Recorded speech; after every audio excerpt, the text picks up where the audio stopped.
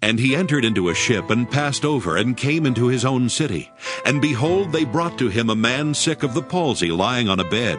And Jesus, seeing their faith, said unto the sick of the palsy, Son, be of good cheer, thy sins be forgiven thee.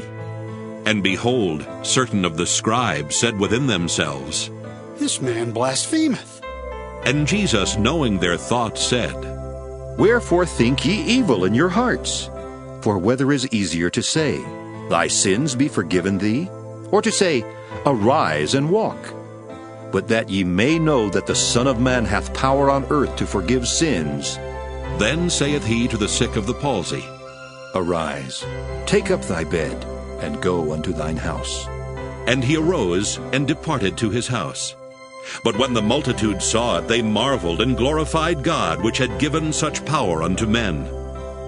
And as Jesus passed forth from thence, he saw a man named Matthew sitting at the receipt of custom. And he saith unto him, Follow me. And he arose, and followed him. And it came to pass, as Jesus sat at meat in the house, behold, many publicans and sinners came and sat down with him and his disciples. And when the Pharisees saw it, they said unto his disciples, Why eateth your master with publicans and sinners? But when Jesus heard that, he said unto them, They that be whole need not a physician, but they that are sick. But go ye and learn what that meaneth. I will have mercy and not sacrifice. For I am not come to call the righteous, but sinners to repentance. Then came to him the disciples of John, saying, Why do we and the Pharisees fast oft, but thy disciples fast not? And Jesus said unto them, Can the children of the bride chamber mourn as long as the bridegroom is with them? But the days will come, when the bridegroom shall be taken from them, and then shall they fast. No man putteth a piece of new cloth unto an old garment, for that which is put in to fill it up taketh from the garment, and the rent is made worse. Neither do men put new wine into old bottles, else the bottles break, and the wine runneth out, and the bottles perish. But they put new wine into new bottles, and both are preserved.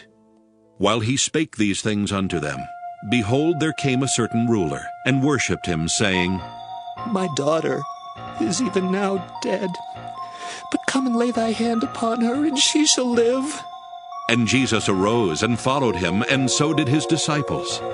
And behold, a woman which was diseased with an issue of blood 12 years came behind him, and touched the hem of his garment. For she said within herself, If I may but touch his garment, I shall be whole. But Jesus turned him about, and when he saw her, he said, Daughter, be of good comfort.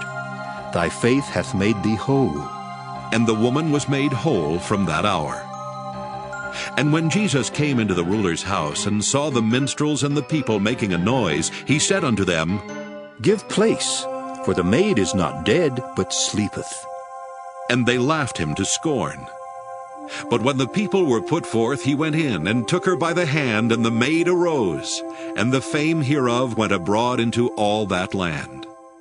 And when Jesus departed thence, 2 blind men followed him, crying and saying, Thou Son of David, have mercy on us. And when he was come into the house, the blind men came to him, and Jesus saith unto them, Believe ye that I am able to do this? They said unto him, Yea, Lord. Then touched he their eyes, saying, According to your faith, be it unto you. And their eyes were opened.